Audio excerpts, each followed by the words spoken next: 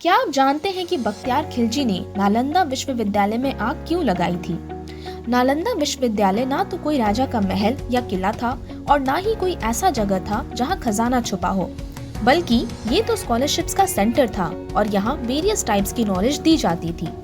नालंदा को वर्ल्ड का oldest university भी माना जाता है।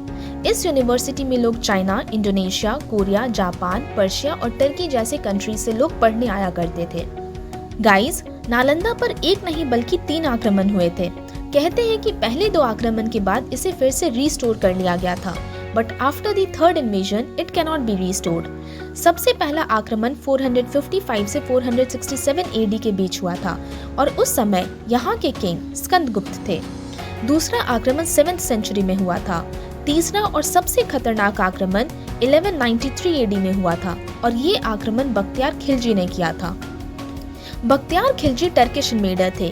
ऐसा कहा जाता है कि बख्तियार खिलजी एक बार काफी बीमार हो गए और बहुत से मेडिसिन के बाद भी वो रिकवर नहीं हो पा रहे थे। फिर बख्तियार खिलजी को किसी ने सजेस्ट किया कि वो अपना ट्रीटमेंट नालंदा के राहुल श्री भद्रा से करवाएं। बख्तियार खिलजी अपना ट्रीटमेंट करवाने नालंदा गए तो, बट खिलजी एक मुस्लिम थे और उन्हें किसी नॉन मुस्लिम से अपना ट्रीटमेंट करवाना मंजूर नहीं था।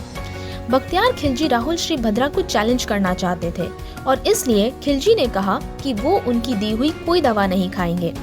राहुल श्री भद्रा ने अपना दिमाग लगाया और एक आइडिया सोचा।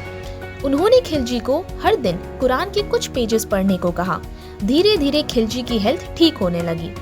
एक्चुअली राहुल श्री भद्रा ने कुरान के पेजेस में दवा लगा दी थी और जब भी खिलजी कुरान पढ़ते तो इस तरह से दवा उनकी मुंह तक चला जाता था।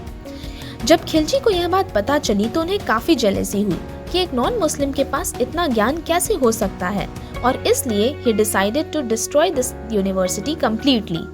खिलजी ने नालंदा की लाइब्रेरी में आग लगा दी और कहते हैं ये आग लगभग 3 मंथ्स तक लगी रही। सो गाइज, बख्तियार खिलजी ने सिर्फ एक यूनिवर्सिटी को ही डिस्ट्रॉय नहीं किया, बल्कि एक पूरे ट्रेडिशन और सालों के डिस्कवरीज को खत्म कर दिया। ये इतना बड़ा डिस्ट्रक्शन था कि इसे फिर कभी रिकवर नहीं किया जा सका।